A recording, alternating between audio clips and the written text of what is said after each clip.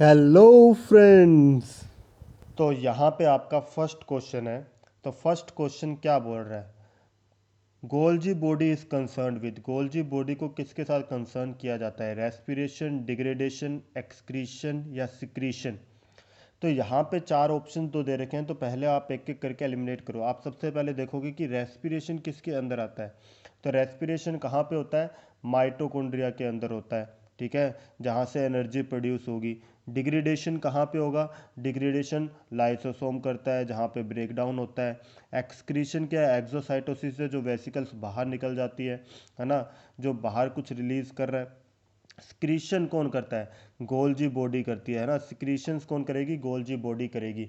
तो secretion Golgi body कैसे कर रही है? आपको पता है कि कोई भी वेसिकल एंडोप्लाज्मिक रेटिकुलम से वेसिकल आ रही है, वो वेसिकल कहाँ जाती है? ये गोल्जी बॉडी की जो मेम्ब्रेन होती है इसके साथ अटैच होती है।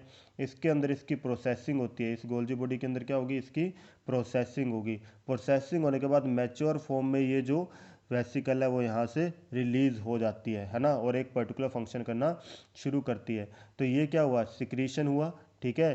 तो इसलिए फर्स्ट का आंसर क्या होगा? Golgi body is concern with secretion, right. Second question देखते हैं। The site of protein synthesis is, protein synthesis कहाँ हो रहा है उसको साइट प्रोवाइड करवाता है। तो फर्स्ट बोल रहा है माइटोकॉन्ड्रिया, राइबोसोम, क्लोरोप्लास्ट या न्यूक्लियस। तो इन चारों में से कौन सा होगा? तो इसका आंसर क्या है? राइबोसोम, है ना। राइबोसोम को क्या बोला था? Protein factory of the cell. Mitochondria क्या होते हैं? Power house of the cell. Chloroplast kitchen of the cell. Nucleus control centre of the cell. और राइबोसोम क्या थे? साइट प्रोवाइड कर रहे हैं प्रोटीन सिंथेसिस के लिए, इसलिए क्या बोल दिया था? Protein factory of the cell. Ribosome factory of the cell किसको बोला था? न्यूक्लियोलस को। नेक्स्ट अगर बात करते हैं, the biochemical composition of bacterial cell wall. Bacterial cell wall की आपको क्या बतानी है? Biochemical composition. बायोकेमिकल कॉम्पोजिशन का मतलब क्या है? कि वो किस चीज़ की बनी हुई है, उसका केमिकल नेचर क्या है जो उस सेल के अंदर प्रेजेंट है। तो सेल वॉल का पूछ रहा है बायोकेमिकल कॉम्पोजिशन, तो पैक्टिन, पेप्टिडोग्लाइकन, काइटिन, सेलुलोज। क्या बायोकेमिकल कॉम्पोजिशन होगा? एक एक करके देखो। पेप्टिन होता है, पेप्टिडोग्लाइकन, काइटिन या सेलुलोज। तो इसमें से आंसर क्या होगा? पेप्टिडोग्लाइकन, है ना। मैंने आपको बताया था बैक्टीरिया की जो सेल वॉल होती है वो किसकी बनी होती है? पेप्टिडोग्लाइकन की बनी होती है। काइटिन किसके अंदर होती है? फंजाई के अंदर। सेलुलोज की सेल वॉल किसके अंदर होती है? प्लांट्स के अंदर। सब नोट्स के अंदर आपको दे रखा है A to Z, ठीक है। तो ये आपको ध्यान रखना है। तो किसके अंदर होगा? Peptidoglycan. Fourth, the selectively permeable membrane. Selectively permeable membrane कौन सी होती है? तो हमने पढ़ा था सेमी परमिएबल मेम्ब्रेन और selectively permeable membrane. Semi permeable वो होती है जो सिर्फ सोलवेंट को अलाउ करती है, सोल्यूट को अलाउ नहीं करती। यहाँ पे क्या बोल रहा है? Selectively permeable. सेलेक्टिवली परमिएबल कौन सा होता है? जो सोलवेंट को अलाउ करता है, साथ में कुछ सेलेक्टेड सोल्यूट्स को पास होने के लिए अलाउ करता है। तो क्या लिखा हुआ है? Allow solvent and selected solute to pass through it. इसका मतलब आंसर क्या हो जाएगा? फोर्थ हो जाएगा, कि सोलवेंट को भी अलाउ कर रहा है और कुछ सेलेक्टेड सोल्यूट मॉलिक्यूल्स को पास होने के लिए अलाउ कर रहा है, right. Next question, which of the following is not double membrane. Double membrane नहीं है, तो डबल मेम्ब्रेन कौन सा नहीं होता? Endoplasmic reticulum, dictyosome. डिक्टियोसोम मतलब गोल्जी बॉडी की बात कर रहा है। Nucleus, vacuole. तो इन चारों में से जो डबल मेम्ब्रेन बाउंड नहीं होता वो कौन सा है? वैक्यूल है। क्योंकि वैक्यूल जो है सिंगल मेम्ब्रेन होती है, यूनिट मेम्ब्रेन, और उसकी आउटर मेम्ब्रेन को क्या बोला जाता है? Tonoplast, right. तो इसका मतलब आंसर क्या होगा? फोर्थ होगा, राइट। उसके बाद how mitosis is different from meiosis. तो यहाँ पे देखो बोल रहा है माइटोसिस मियोसिस से कैसे अलग है। ऑप्शंस क्या बोल रहा है? Equal number of daughter cells form, chromosome reduces to half, occurs in somatic cell, variations occur. अब देखो, equal number of daughter cells are form. अब देखो माइटोसिस के अंदर कितने बनते हैं डॉटर सेल? दो बनते हैं। मियोसिस के अंदर चार बनते हैं, तो इक्वल नंबर नहीं हुआ, है ना। उसके बाद बोल रहे हैं chromosome reduces to half. Chromosome जो है उसका नंबर हाफ किस में होता है? मियोसिस में होता है, माइटोसिस में नहीं होता।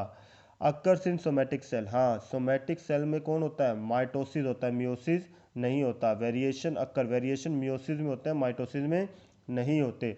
तो आपको माइटोसिस का पॉइंट बताना है, how mitosis is different from meiosis. तो माइटोसिस कैसे अलग है, क्योंकि माइटोसिस जो है सोमेटिक सेल के अंदर होता है जबकि मियोसिस नहीं होता। तो इसका मतलब आंसर क्या हो जाएगा, थर्ड हो जाएगा, अकर्स इन सोमेटिक सेल, क्योंकि ये सोमेटिक सेल के अंदर होता है जबकि मियोसिस नहीं हो रहा। क्लियर। नेक्स्ट क्वेश्चन देखो, अ सेल हैविंग 36 क्रोमोसोम, कितने क्रोमोसोम है, 36 chromosome, undergoes 2 mitotic division, 2 mitotic division उसके अंदर हुए, followed by meiosis. What will be the chromosome number in daughter cell, daughter cells के अंदर क्रोमोसोम नंबर कितना हो जाएगा।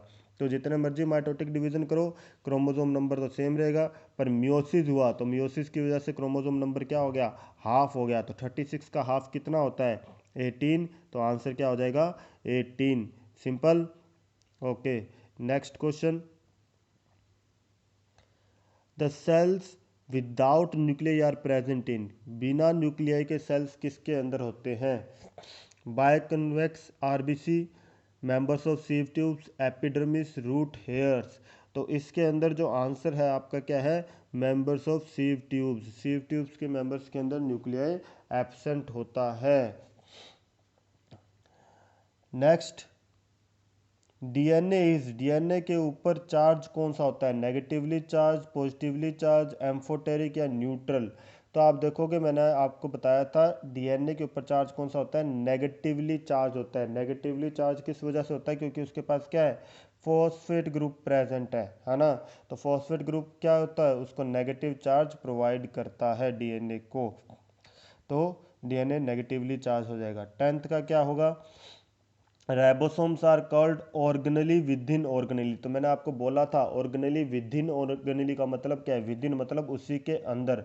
तो ऑर्गेनली के अंदर ऑर्गेनली, तो ये क्या हो गया, विद इन। तो एक ऑर्गेनली दूसरे ऑर्गेनली के अंदर है, राइबोसोम क्या है, दूसरे ऑर्गेनली के अंदर होते हैं।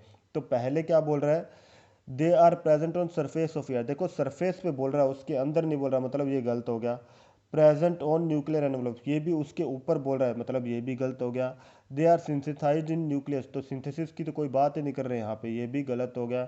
दे आर प्रेजेंट इनसाइड माइटोकॉन्ड्रिया, ये सही होगा, क्योंकि आप देखोगे कि they are present inside mitochondria.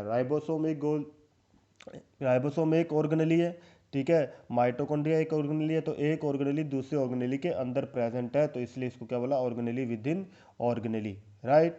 Okay, next question, semi autonomous organelle, semi autonomous organelle बताना है कौन सा है, which can produce energy, which can synthesize some of its proteins, which can degrade waste material, which has derived from nucleus। तो semi autonomous organelle कौन से होते हैं, जिसके पास खुद का क्या होता है, डीएनए प्रेजेंट है। अगर उसके पास खुद का डीएनए प्रेजेंट है तो वो क्या करेगा, उस डीएनए को यूज़ करके अपने कुछ प्रोटीन सिंथेसाइज कर सकता है। तो आंसर क्या होगा, second, which can synthesize some of its protein. तो ऐसा ऑर्गेनेल जिसके पास खुद का डीएनए है, उस डीएनए को यूज़ करके राइबोसोम के ऊपर वो क्या करेगा, खुद के कुछ प्रोटीन्स बना लेगा। तो वो पूरे तरीके से न्यूक्लियस के डीएनए के ऊपर डिपेंडेंट नहीं है, तो इसलिए उसको क्या बोल दिया, semi autonomous organelle. Second, sorry 12th, match the flowing and tick the correct answer, match करने हैं आपको। अब किस किस को क्या बोला जाता है, जैसे फर्स्ट बोल रहा है, क्या बोल रहा है, क्लोरोप्लास्ट, क्लोरोप्लास्ट को क्या बोला जाता है, गोल्जी बॉडी को, माइटोकॉन्ड्रिया को, न्यूक्लियस को, इसको मैच करना है। तो बहुत इजी था आपके लिए। तो आप देखोगे सबसे पहले हम बात करते हैं अगर क्लोरोप्लास्ट की। क्लोरोप्लास्ट क्या कर रहा है, क्लोरोप्लास्ट खाना बनाता है, फोटोसिंथेसिस होता है, तो किचन ऑफ द सेल, तो ये जो है किचन ऑफ द सेल हो गया। गोल्जी बॉडी, गोल्जी बॉडी क्या करता है, डायरेक्शन देता है, कोई भी चीज़ होती है उसकी पैकेजिंग करेगा, उसकी सिंथेसिस करेगा, उसके बाद उसको रिलीज कर देता है, तो वो क्या है, डायरेक्टर ऑफ द सेल बोला जाता है उसको। माइटोकॉन्ड्रिया जहाँ पे एनर्जी सिंथेसाइज होती है एटीपी की फॉर्म में, तो उसको क्या बोला जाता है, power house of the cell. Nucleus जो पूरे सेल की एक्टिविटीज़ को कंट्रोल कर रहा है, उस वो इन्फॉर्मेशन कैरी करता है, उसी के इन्फॉर्मेशन की बेस पे जो है कोई भी सेल के अंदर वर्क होता है, तो control centre of the cell. तो इस तरीके से हमने सारे मैच कर दिए, तो नीचे वाले में देख लो कौन सही मैच कर रहा है। तो ए का कौन सा है, सेकंड, तो सेकंड इस दो के अंदर आपको दिख रहा है। उसके बाद बी का क्या है, फोर्थ, बी का फोर्थ यहाँ दिख रहा है, तो इसका मतलब आंसर क्या हो गया, फोर्थ हो गया।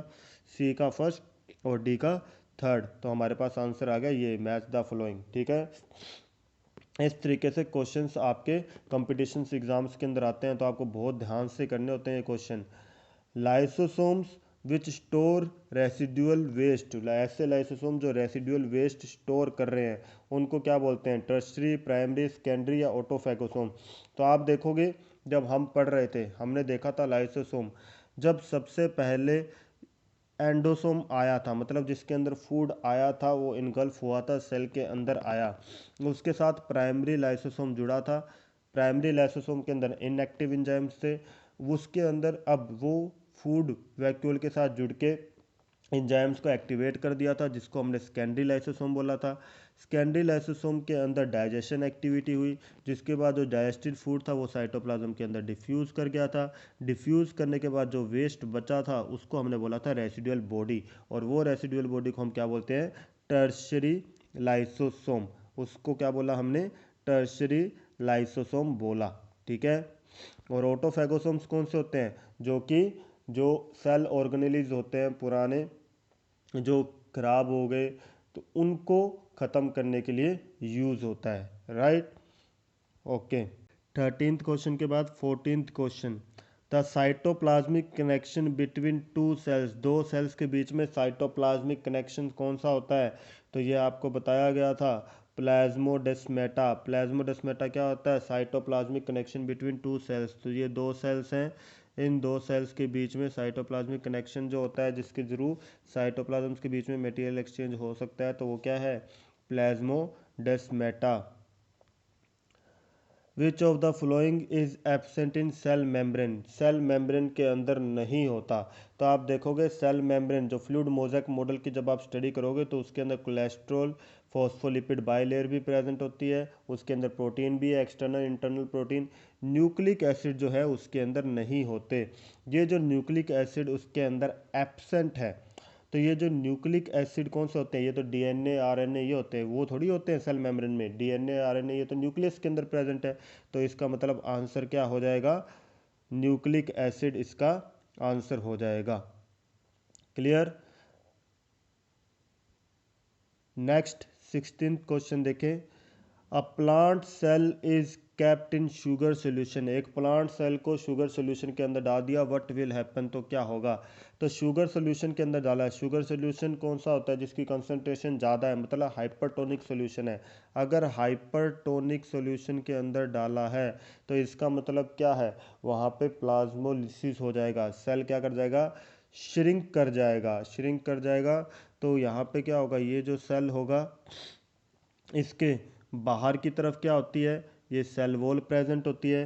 तो ये जो सेल वॉल होगी इसके साथ क्या होगा, ये तो ऐसी रह जाएगी, अंदर की सेल मेम्ब्रेन जो है अंदर की तरफ श्रिंक कर जाएगी, पूरा साइटोप्लाज्म कंटेंट जो होगा वो एक कॉर्नर के ऊपर आके इकट्ठा हो जाएगा, क्योंकि ये क्या कर रहा है, लगातार वाटर लूज करेगा, क्योंकि बाहर जो सोल्यूशन की कंसंट्रेशन ज़्यादा है, अंदर सोल्यूशन की कंसंट्रेशन कम है, ऑस्मोसिस होगा, low solution concentration to high solution concentration, solvent move कर जाएगा। तो इसका मतलब क्या हो गया, it will shrink. Clear. 17th question क्या बोल रहा है, न्यूक्लियर पोर्स, न्यूक्लियर पोर्स का काम क्या होता है। तो nuclear pores help in exchange of material between nucleoplasm and cytoplasm, are covering of nucleolus, are connected with endoplasmic reticulum, cristae, carry DNA. तो न्यूक्लियर पोर्स क्या होते हैं, तो जब आप देखते हो इस तरीके से न्यूक्लियर मेम्ब्रेन प्रेजेंट होते हैं, उसके बीच में कहीं कहीं पे क्या होते हैं, कुछ पोर्स प्रेजेंट होते हैं। तो ये जो पोर्स यहाँ प्रेजेंट होंगे ये हेल्प करते हैं ताकि जो न्यूक्लियोप्लाज्म है और साइटोप्लाज्म है इनके बीच में जो है मटेरियल एक्सचेंज हो सके। तो इसका मतलब आंसर क्या हो गया, फर्स्ट हो गया ना। Part of chromosome which join with spindle fibres, तो क्रोमोसोम्स का वो पार्ट जो स्पिंडल फाइबर्स के साथ जुड़ता है। तो क्रोमोसोम का कौन सा पार्ट होगा, क्रोमोमेर, क्रोमोनिमा, सेंट्रोमेर, क्रोमेटिड। तो हमने जो क्रोमोसोम की स्ट्रक्चर पढ़ी थी इस तरीके से, तो आपको बताया गया था ये जो सेंटर वाला जो पार्ट होता है, ये वाला जो पार्ट होता है इसको क्या बोलते हैं, सेंट्रोमेर। और इस सेंट्रोमेर के साथ क्या होता है, स्पिंडल फाइबर्स जुड़े होते हैं। तो आंसर क्या हो जाएगा, थर्ड होगा, स्पिंडल फाइबर जो सेल डिवीजन के दौरान बनते हैं, है ना। उसके बाद 19, which sorry, where is DNA present in a cell, cell के अंदर डीएनए कहाँ पे प्रेजेंट होता है। तो सेल के अंदर डीएनए कहाँ पे प्रेजेंट होता है, chloroplast, mitochondria, nucleus, all of this. तो आप देखोगे कहाँ पे प्रेजेंट होता है, सभी के अंदर ही होता है, क्योंकि न्यूक्लियस के अंदर तो मेन प्रेजेंट है ही। ठीक है, जो न्यूक्लियर डीएनए, माइटोकॉन्ड्रिया, क्लोरोप्लास्ट, ये दोनों सेमी ऑटोनोमस ऑर्गेनेल है, इन दोनों के अंदर भी प्रेजेंट होता है। तो इसका मतलब क्या आ जाएगा, all of these. Next, chlorophyll in chloroplast is located in, chlorophyll जो प्रेजेंट होता है क्लोरोप्लास्ट के अंदर वो कहाँ पे होता है, स्ट्रोमा, ग्रेना, पैरानोइड। तो आप देखते हो जब आपने क्लोरोप्लास्ट की स्ट्रक्चर स्टडी की थी, अंदर जो है इस तरीके से कुछ स्ट्रक्चर्स प्रेजेंट थी, इनको क्या बोला था, ग्राना। और जो ये बीच में जो ये मैट्रिक्स वाला पार्ट था, इसको क्या बोला था, स्ट्रोमा। तो जो क्लोरोफिल प्रेजेंट होता है वो तो ये ग्रेना के थैलाकोइड मेम्ब्रेन के अंदर प्रेजेंट होता है। तो इसका मतलब आंसर क्या होगा, ग्रेना। ठीक है, तो इसका आंसर थर्ड हो गया। क्लियर। तो ये सारे क्वेश्चंस थे। आपको अच्छे से अगर तैयारी करनी है, एक एक क्वेश्चंस की लैंग्वेज को समझो, वो एक्चुअल में पूछ क्या रहा है, उसके बाद अगर आप आंसर करोगे तो आपका आंसर सही रहेगा। थोड़ा सा कंसेप्चुअल जाना पड़ेगा आपको। ठीक है, कंफ्यूजन्स अगर रखोगे तो आप क्वेश्चंस गलत कर दोगे। तो आपको एमसीक्यू क्वेश्चंस के अंदर स्पेशली ध्यान रखना होता है कि आप किस तरीके से अप्रोच करोगे। आप हर ऑप्शन को एनालाइज करोगे कि हाँ एग्जैक्टली इसके थ्रू मेरे पास ये आंसर आ रहा है, ये ऑप्शन इससे रिलेटेड है। ठीक है,